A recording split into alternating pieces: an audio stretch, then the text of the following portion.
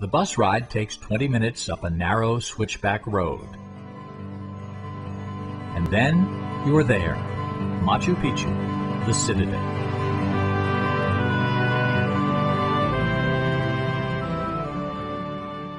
Machu Picchu means Old Mountain in Quechua, the Inca language. This old mountain is often covered in moisture and clouds. A sheer drop can be unsettling to some visitors. There are two distinct sections. You'll come first to the agricultural sector and work your way to the urban sector, where the religious, astronomical, and residential structures still stand. The site is about 2 square miles or 5 square kilometers. It's best to begin your visit early or stay late when the crowds thin and it appears that you have Machu Picchu all to yourself. Machu Picchu is not only enshrouded in mist, but also in mystery. No one knows precisely its genesis, age, or its intended purpose. There are theories aplenty. What is known is that the architecture here is modeled after that in Cusco, the Inca capital. But that raises another question. Of all of the mysteries that surround Machu Picchu, this is perhaps the most remarkable one. Look at all these stones. We're thousands of feet above sea level. Nobody knows how all these stones were brought up here, but they were, and look what was built with them.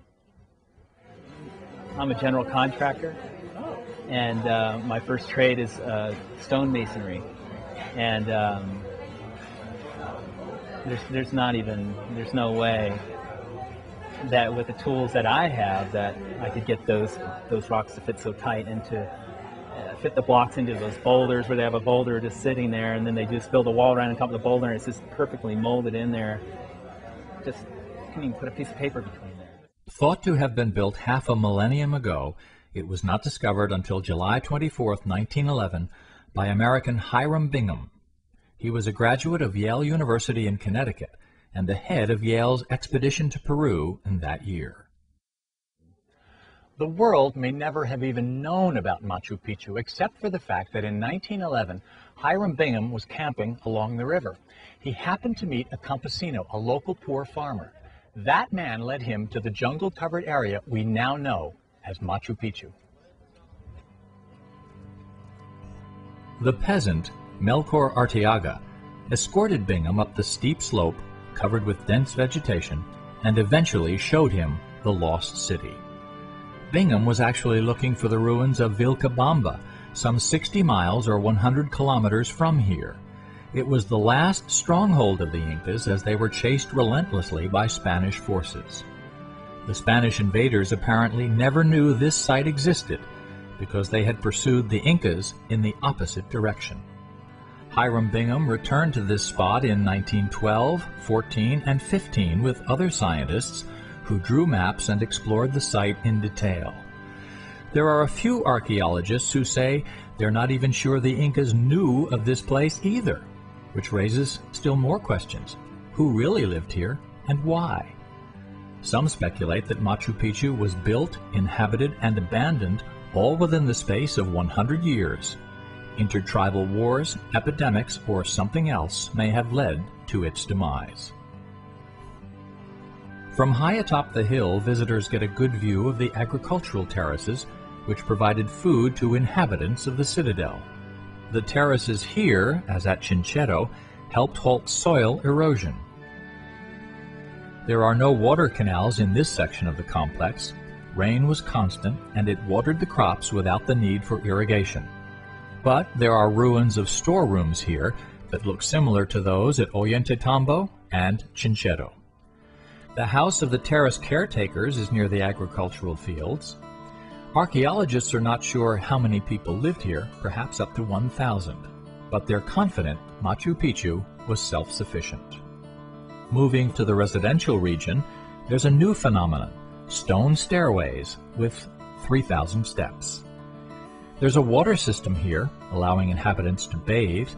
There's a royal sector, larger buildings, which most likely housed the elders or the chiefs. The secular area is where the common folk lived, and it is next to the so-called industrial area where the work of the community was carried out. Two other temples dominate this district, the principal temple with the house of the high priest at the rear and the sacristy behind the temple. The other is the Temple of the Three Windows, built on top of a boulder. This is said to be the most impressive architecture in the citadel. And look at this, the windows frame the distant mountains perfectly. March up 78 stone steps to the astronomical observation point, one of the highest spots in the citadel. Here, in an open patio, sits Intihuatana, the hitching post of the sun, perhaps among the most important sights. It measured time and dates, using sunlight and shadow to tell when the solstice and the equinox had arrived. It also served as an altar.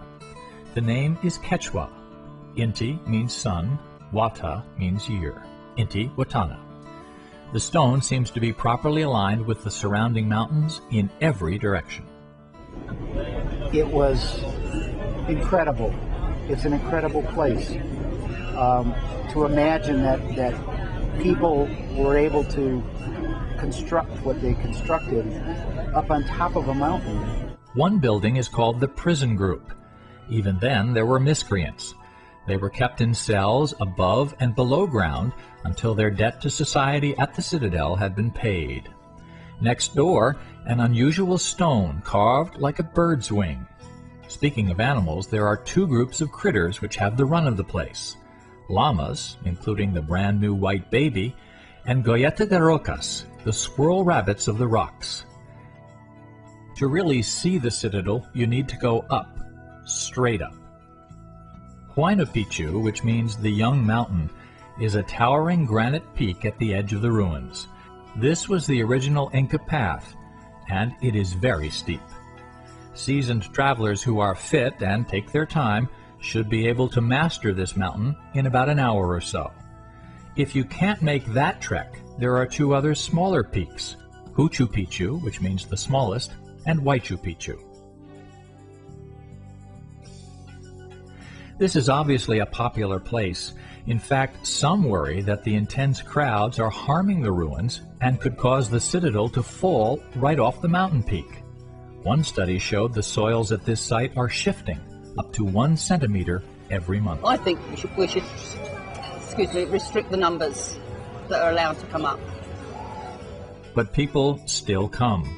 The ruins are open from 7 in the morning to 6 each evening, or from dawn to dusk. The biggest crowds come between 11 a.m. and 1 p.m. because that's when the trains arrive from Cusco. Your ticket to get into Machu Picchu lasts for an entire day. You can enter and exit multiple times. Most travelers spend all or part of 1 day here. Now you can see it all if you hurry, but Lisa and I spent 2 days here. The first was clear and cloudy with a bit of rain. The second was damp with heavy cloud cover. Every day seems unique at Machu Picchu.